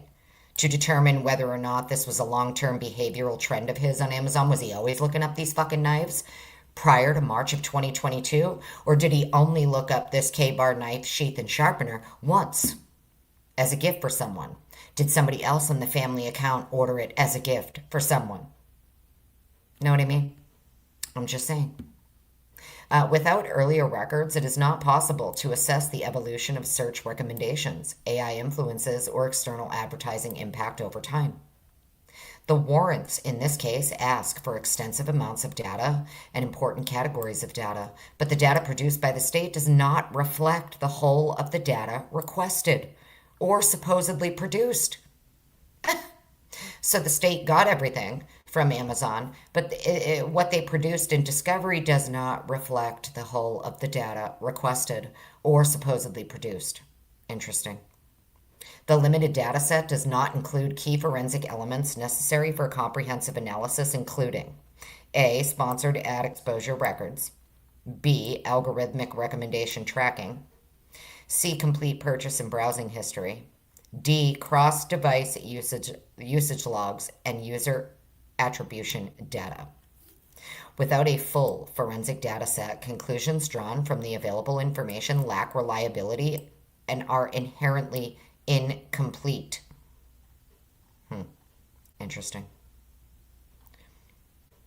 And then we have Howell's CV here.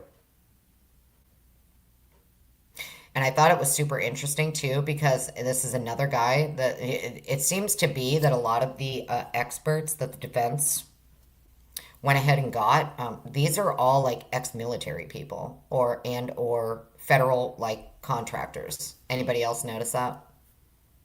A lot of these experts that the defense went and got, like Cy, like Dr. Turvey, like this Howell guy here, maybe not Dr. Turvey. What's his name there?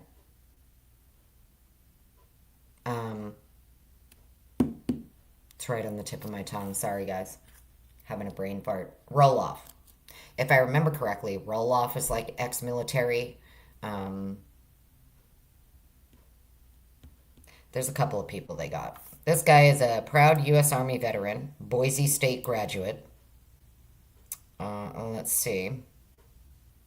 His journey from the front lines of service to the forefront of safeguarding brands has spanned over 2 decades. He's had the privilege of working across multiple industries, protecting the reputations and revenue streams of some of the world's most recognized brands. Let's see.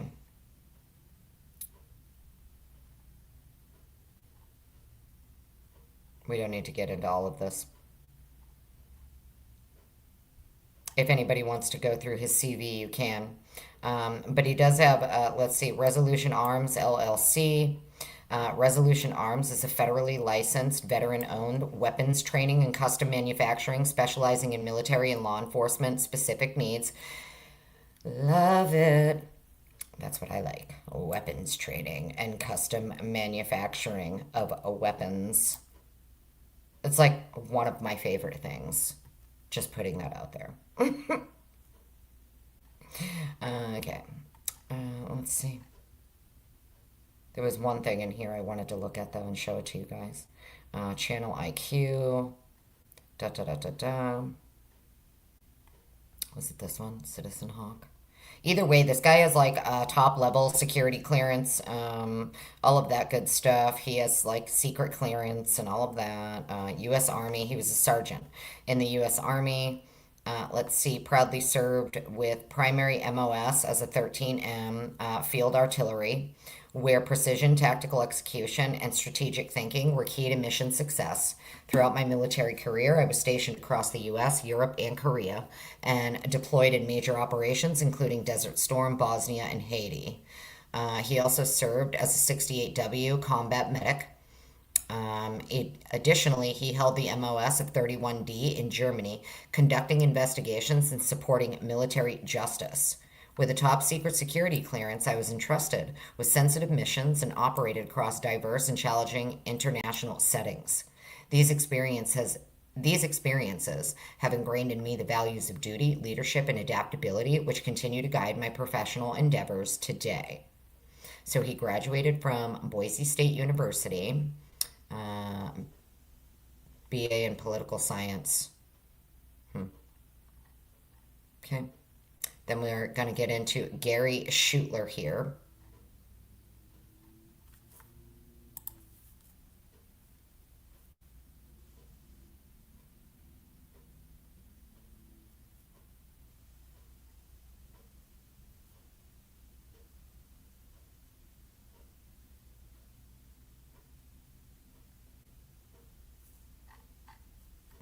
All right. Sorry, guys. Take a sip of my drink.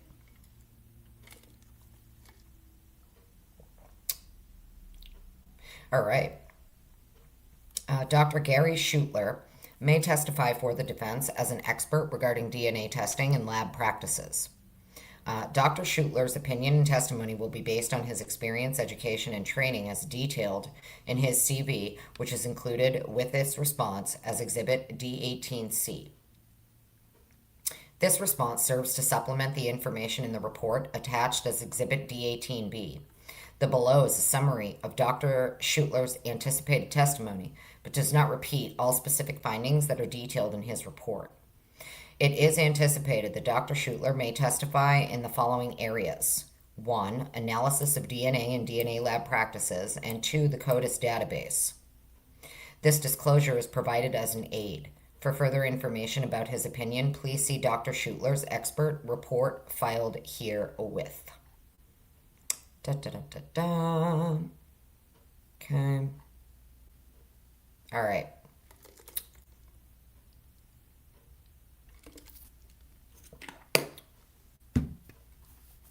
Let's do this real quick. Shut that off that way. Okay. Before I start reading this, how long is this? Yeah, this one's a lot. Okay, you know what? I gotta pee real quick, friends. So I'm gonna pee. Don't go anywhere. Okay. I'll put on some elevator music for you, and I need to use the bathroom. Okay. Sorry, guys. But I got to pee. Where is it?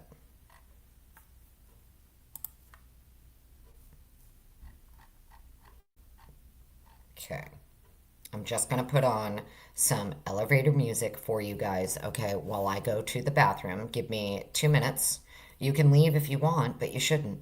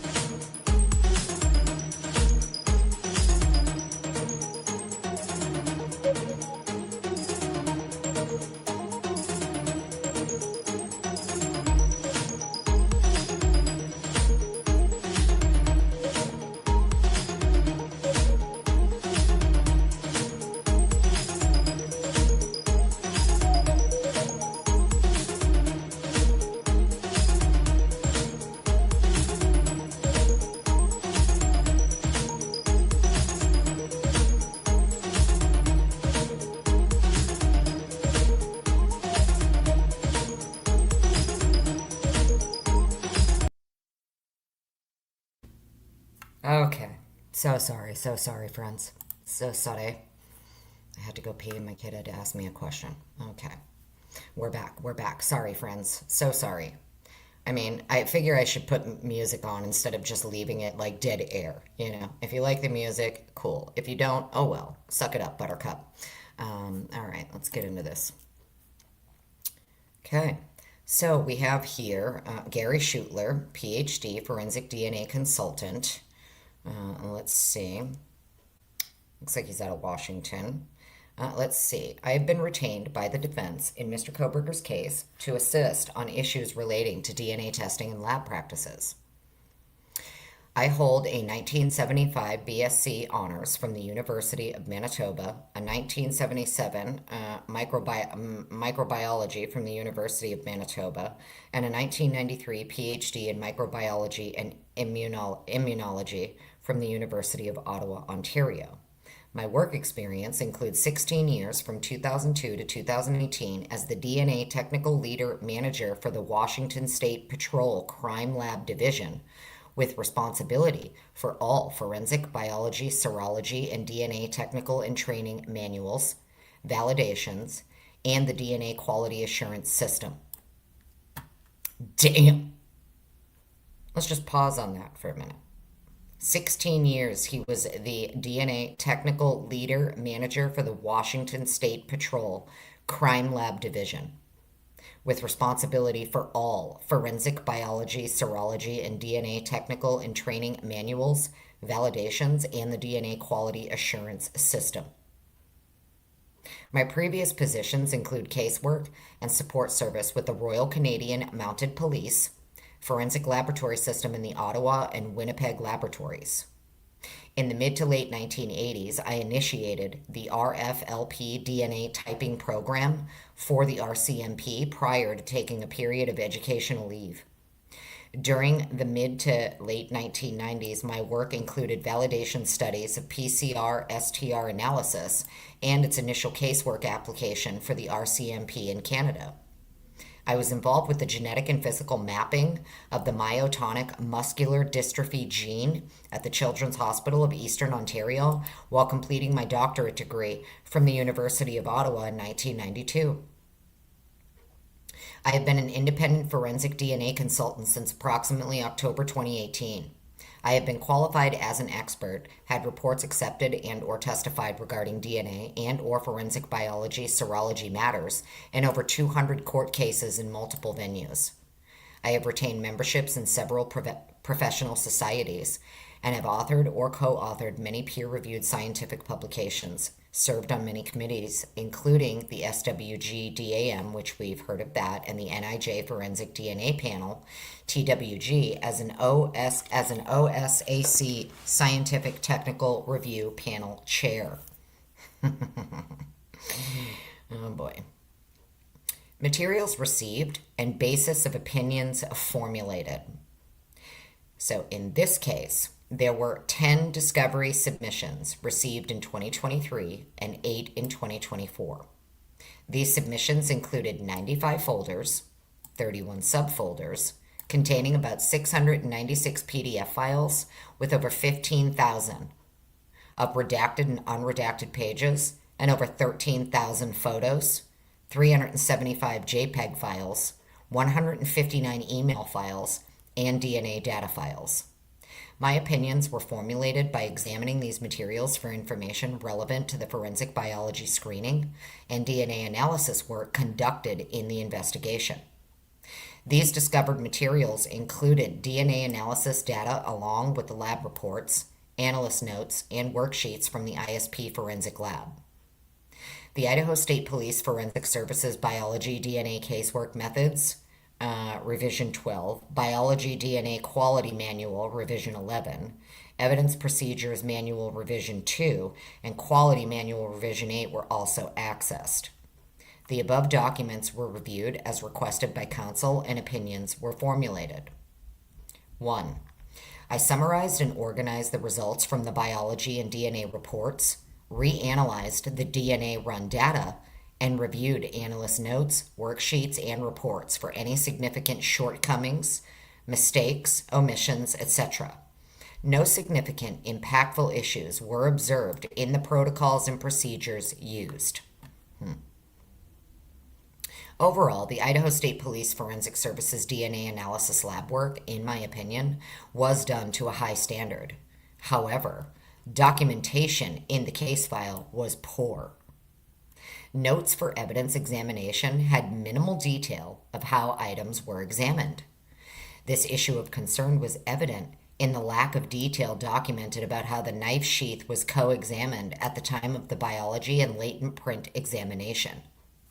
The only description on the swabbing of the front strap was for the biology note stating, quote, used one swab to swab front of strap. Item 1-1, light gray transfer to swab consumptive, end quote. Both the latent print lab notes for Tina Walthall and the biology lab notes for Stephanie Wilt did not have the detail of Riley Nowlin's December 12th through 13th, 2022 emails to Detective Talbot on how the knife sheath was examined and swabbed to preserve potential latent print evidence on the top of the snap cap. It required Miss Nowlin to contact one of the forensic scientists to put all that detail together to respond to the inquiry from Detective Talbot on how that exhibit was processed. It certainly wasn't in either the latent print or biology notes from the discovery material examined. Good documentation can prevent problems of this nature and help mitigate memory lapses. So there's nothing in the notes about this whole swabbing of the motherfucking sheath, the snap on the sheath. None of that's actually in Wilt or Walthall's stuff here. It's not in their notes. None of that is there. And it should have been because Riley Nowlin, right? Riley Nowlin basically had to go back and ask Talbot how this was done. Because it's not in the notes. So for her, in order for her to even provide an answer to the question of like, well, hey, okay, so we can see in these notes here that like it's not documented. So how was this done? Blah, blah, blah. She's like, well, I don't know. Let me call Detective Talbot. And we have to just go off Talbot's memory. Good documentation can prevent problems of this nature and help mitigate memory lapses. There were also at least 9 male DNA reference samples collected but not typed. 9. There were also at least 9 male DNA reference samples collected but not typed. They might have matched to unknown male B or D and provided pertinent information to help with the investigation. So there were 9 male DNA reference samples collected that were not typed. And he's saying they might have matched to unknown male B or D and provided pertinent information to help with the investigation had they fucking typed them. Had they done anything with these 9 male DNA samples that were collected? 9.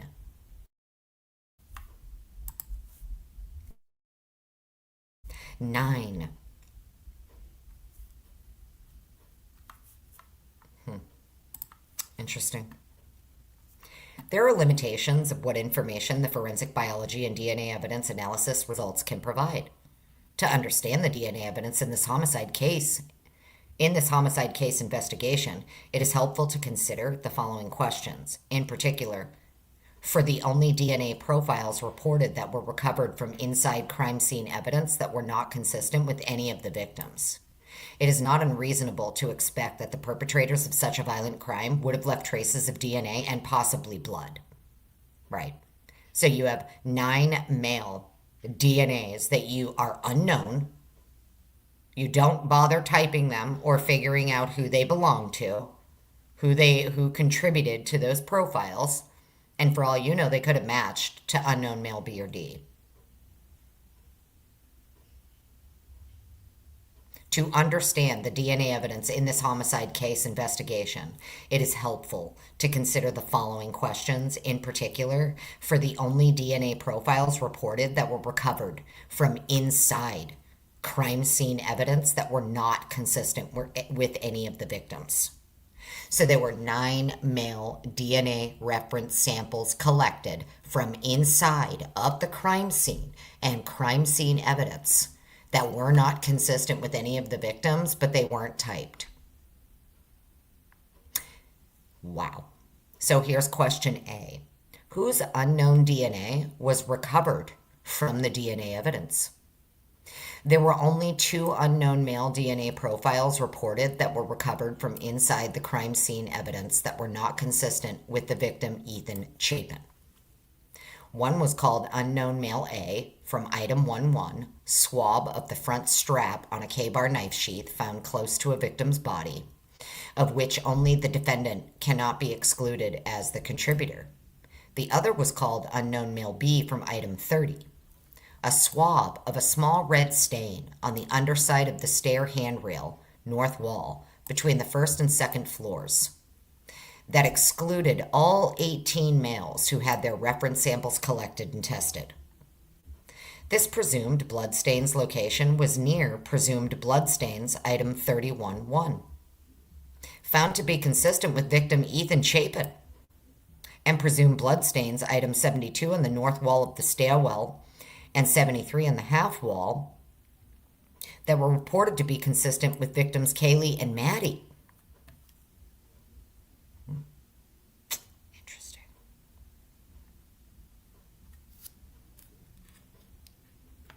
So unknown male B, the drop of blood on the railing leading downstairs is actually Ethan. Unknown male B, a swab of a small red stain on the underside of the stair handrail that excluded all 18 males who had their reference sample collected and tested.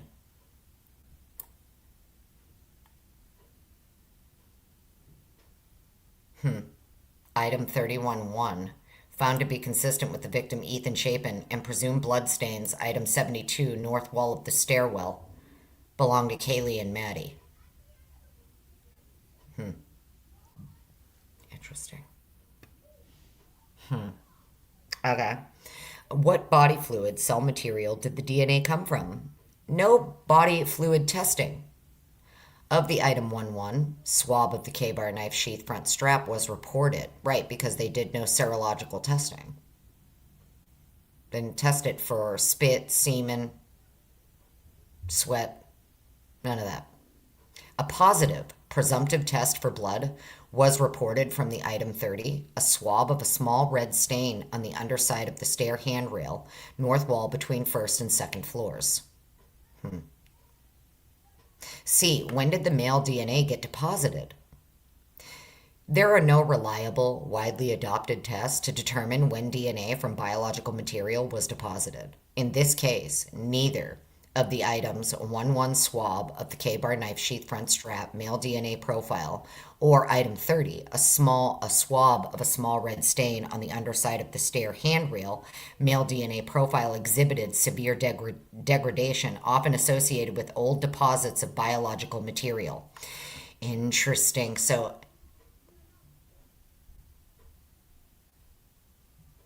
neither of the items 1-1, the swab, the K-bar knife sheath, front strap, or item 30, small red stain underside. Neither of them exhibited severe degradation, often associated with old deposits of biological material. So that drop of blood on the handrail that belongs to Ethan, it sounds like what this guy's saying here is that that did not exhibit severe degradation often associated with old deposits of biological material. So like, to say like he cut himself previously and left it there. This guy's saying that neither item 1-1 nor that red stain on the handrail exhibited severe degradation. D. How did the male DNA get deposited? The DNA recovered from item 1-1, swab of the K-bar knife sheath front strap, could have come from direct contact if from skin cells and or by deposits of body fluids with DNA content such as saliva or sweat. There is no confirmatory test or standardized set of factors to support that a specific sample was deposited by direct means versus indirect. A probabilistic mathematical approach would be required to evaluate one activity as opposed to the other. Interesting.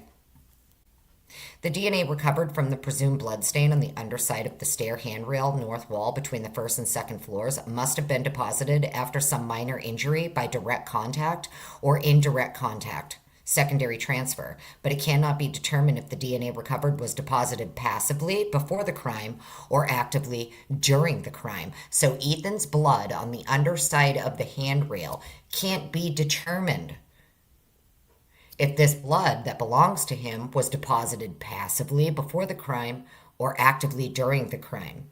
But what he can say is that it's not degraded as though it's old blood. It didn't appear to have characteristics of degradation. Very interesting. So it's Ethan's blood on the underside of the handrail. You have Ethan's blood, undiluted, smack in the middle of all of the diluted blood that belongs to Kaylee and Maddie downstairs, even though Kaylee and Maddie were allegedly never downstairs. You have his blood that is mixed with someone else's, that he is the major contributor of. It is undiluted, and it is smack in the middle of all of this diluted blood. His blood is also on the handrail leading downstairs, and he also has the highest likelihood ratio of anyone that a likelihood ratio was created for being the DNA under Madison Mogen's fingernails. Very, very interesting. There were missed opportunities with the combined DNA with CODIS. The number of perpetrators involved in committing this complex crime is unknown. It would have been prudent to have considered that more than one of the unknown male profiles might be involved and use CODIS to help answer that question as a case approach strategy by the lead law enforcement agency instead of assuming only one possible perpetrator. Right. Only unknown male A was searched and uploaded to the National DNA Index System database. Furthermore, not all forensic unknown DNA profiles are eligible for the NDIS upload and would only be in the state DNA index system. Manual or one-time keyboard searches can be done with forensic unknown DNA profiles that have a minimum of at least 6 original CODIS core loci and a moderate match estimate of at least 60,000 as calculated by the CODIS software. Lab to lab, one-time search requests can be done between NDIS participating laboratories to search SDIS databases from neighboring states. No manual search requests appear to have been made for any of the unknown profiles for A, B, or D. Oh my God. So Payne's whole theory there of you can only put one profile into CODIS, yet again debunked by another expert. Actually, this expert is saying, hey, you guys had like at least minimum nine male motherfuckers' DNAs that you should have been putting into these different databases and collaborating with other labs, other state labs, because you can do these searches. You can do manual or one-time keyboard searches. They can be done for forensic unknown DNA profiles that have a minimum of at least 6 original CODIS core loci. No manual search requests appear to have been made for any of the unknown male profiles, including Profile A, which is allegedly Kohberger. Interesting. Let's see, references, PDF photos. Collected by Payne, Hogan, and Talbot. ISP marker 23, north wall of stairway area between first and second floors. This is everything that he relied on here. Let's see. Lab item 30, collected by Youngling and Baree. bottom handrail, north wall of stairway between first and second floor. ISP lab item 73. And then 31-1. Top edge of half wall right. That's all Ethan. Interesting. And then this has his CV attached to it. We don't have to read through the whole thing. I think the rest of it is just his CV. I'll double check just to make sure, but if I remember correctly, the rest of this is just his CV. So for anybody who wants to go through it, you're more than welcome. We're not going to read through his whole CV here. Isn't that interesting? Okay, so we can stop sharing that. So this expert here is saying, hey, not only could you guys have put these other profiles into CODIS, even if you didn't use CODIS, you could have you could have searched other databases and collaborated with other state databases to upload these profiles to. And according to him, it wasn't done. They didn't bother. They didn't bother with any of it. They did not bother. No manual search requests appear to have been made for any of the unknown male profiles, A, B, or D. Crazy. How's everybody doing over here? iNeighborhood, hello. Simple Me, hello. Welcome on in, everybody. Welcome, welcome. So, I'm going to wrap it up here. I do think it's very interesting so far that what we have looked at, okay, we left at, let's see, 3 exhibits to the defendant's second supplemental request for discovery. And then we have, okay, so the next one will be that one. I just want to mark it for myself. Don't worry, we're going to go through more of this. I'm just going to stop here because it's 5 o'clock and I want to go do dinner and movie night with my child, and that's what we're going to do. Tonight is How to Train Your Dragon Part 2. For those of you who don't know, Toothless is my spirit animal. So yeah, there's that. But isn't it interesting here? So according to what we've read so far, it would appear the highest likelihood ratio that we're being created by the lab here belong to Ethan. The unknown male B blood, that is the drop of blood on the handrail, also belongs to Ethan. The undiluted blood, smack in the middle of all of the diluted blood on the second floor, also belongs to Ethan. He's the major contributor. Doesn't say who the other contributors are or how many.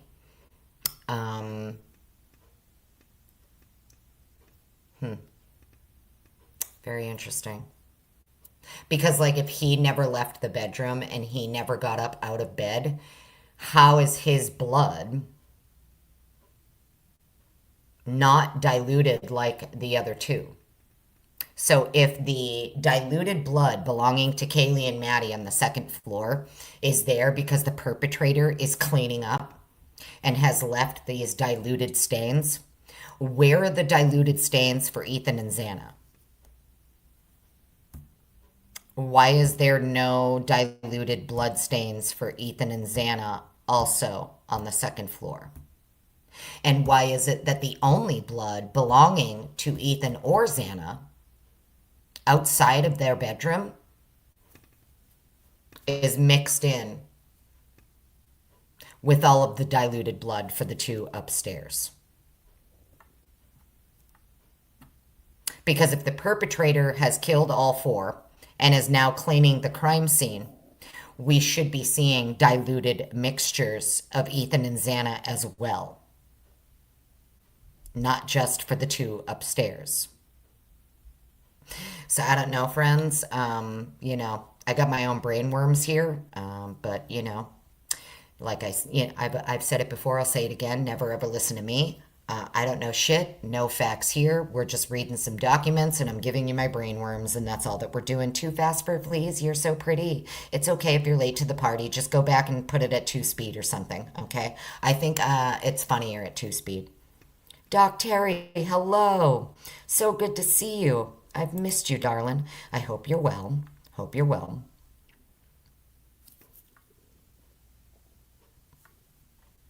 But thanks everybody for hanging out with me. Mods, thank you so much for being here. Kane, thank you. Mercykat, I don't know where you are, darling, but I hope that you catch this on the replay. I hope you're having a wonderful Sunday. Design Rhythm, hello. Um, so yeah, I don't know. It's just very interesting so far. It would appear that, and I'm not saying this, I'm going to get a lot of hate for this, but it would appear all of their evidence, okay, unfortunately, in the beginning of this, it would appear that a lot of their evidence and a lot of their DNA and a lot of their blood samples and everything, I'm sorry, it looks like it's pointing to your male victim in the house. If I'm wrong, I'm wrong, okay? I'm just saying. I don't understand forensically how his blood would, if he never left the room, if he was killed in the bed and never ever stood up and left that room, how is his blood undiluted, smack in the middle of all of these diluted samples, as well as it's on its own, one singular drop on its own downstairs, on the handrail downstairs, first floor, if he never left the room? Like if it's the perp leaving and cleaning things and he's got Ethan's blood on him or her, you would expect it regardless to be mixed with victims. I would expect to see that not only is it just his, but it's also mixed with some of the other victims as well. And I would expect to see it diluted because according to the state's theory here, the whole reason that you have all of this diluted blood on the second floor anyway that belongs to the victims on the third floor is because the perpetrator was cleaning. Interesting. Very, very interesting. Yes, Kane B, you invented two speed. That's right. The only way to listen to me, as far as I'm concerned, is at two speed. I think it's funnier when you do it that way. But anyways, I hope you guys have a great rest of your Sunday. I'll try and come back another time. I think I linked, if you want to send a tip, feel free. I think I linked the Cash App, the PayPal, and the Venmo. Okay. So, but it's not expected. But if you appreciate my time and you appreciate me going through these docs, feel free to send a tip to the Starbeast Fund, okay? But you guys go enjoy your Sunday. And the next time that you see me will be when I upload our podcast, our first podcast out the gate. We're going to have a lot to look at. We're going to have a lot to go through. And I won't be live, okay? It's just going to all be pre-recorded. I have my new job and everything that I'm doing. So all of the podcasts from here on out, everything's going to be pre-recorded and uploaded. And mods, I love you, but after today, you no longer will be mods. I won't, okay? Because we won't be doing lives anymore. But I hope if we do, it's going to be very rare here and there in between, okay? We're going straight podcast style here. We're not relying on YouTube. We're not doing any of that, okay? It's going to be podcast style. It's going to be uploaded to all of my social media platforms, including Twitter, Kick, Rumble, all of that, okay? So make sure that you go ahead and follow me on all of the other platforms. And yeah, thumbs it up, thumbs it down. Follow your heart, not your frown, okay? Hope everybody has an awesome day. Thanks for being here. Bye.